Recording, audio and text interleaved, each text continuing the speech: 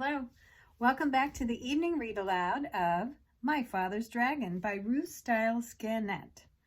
My name is Miss Laura. I'm a librarian here at the Hussey-Mayfield Memorial Public Library. We're going to read Chapter 4. My Father Finds the River. The jungle began just beyond a narrow strip of beach. Thick, dark, damp, scary jungle. My father hardly knew where to go, so he crawled under a wahoo bush to think, and ate 8 tangerines. The first thing to do, he decided, was to find the river, because a dragon was tied somewhere along its bank. Then he thought, if the river flows into the ocean, I ought to be able to find it quite easily, if I just walk along the beach far enough. So my father walked until the sun rose, and he was quite far from the ocean rocks. It was dangerous to stay near them because they might be guarded in the daytime. He found a clump of tall grass and sat down. Then he took off his rubber boots and ate 3 more tangerines. He could have eaten 12, but he hadn't seen any tangerines on this island, and he could not run the risk of running out of something to eat. My father slept all that day and only woke up late in the afternoon when he heard a funny little voice saying, "Queer, queer, what a dear little dock. Dear, dear, what a queer little rock."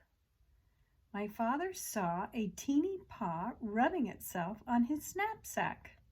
He lay very still, and the mouse, for it was a mouse, hurried away, muttering to itself, "I must smell tumble-day-dee. I must tell somebody."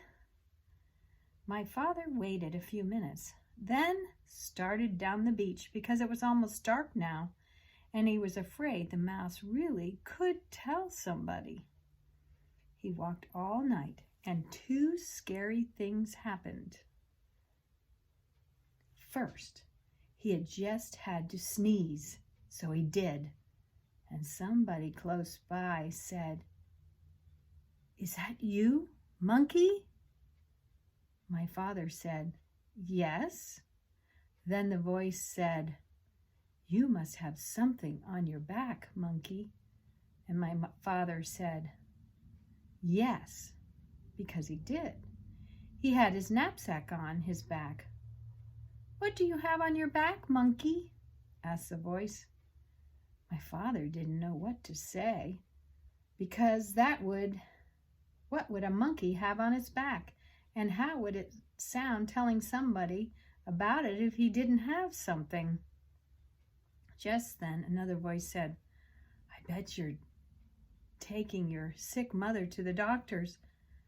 My father said, "Yes," and hurried on.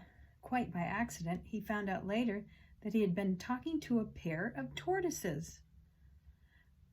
The next thing that happened was that he nearly walked right between 2 wild boars who were talking in low, solemn whispers. When he first saw the dark shapes, he thought they were boulders. Just in time, he heard one of them say, "There are 3 signs of a recent invasion. First, the fresh tangerine peels were found under the wahoo bush near the ocean rocks. Second, a mouse reported an extraordinary rock some distance from the ocean rocks, which, upon further investigation, simply wasn't there.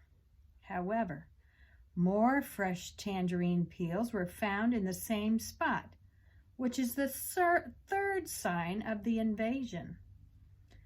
Since tangerines do not grow on our island, somebody must have brought them across the ocean rock from the other island, which may or may not have something to do with the appearance and/or disappearance of the extraordinary rock reported by the mouse." After a long silence, the other boar said, "You know, I think we're taking all this too seriously. Those peels probably floated over here by themselves, and you know how unreliable mice are. Besides, if there had been an invasion, I would have seen it." "Perhaps you're right," said the first boar. "Shall we retire?"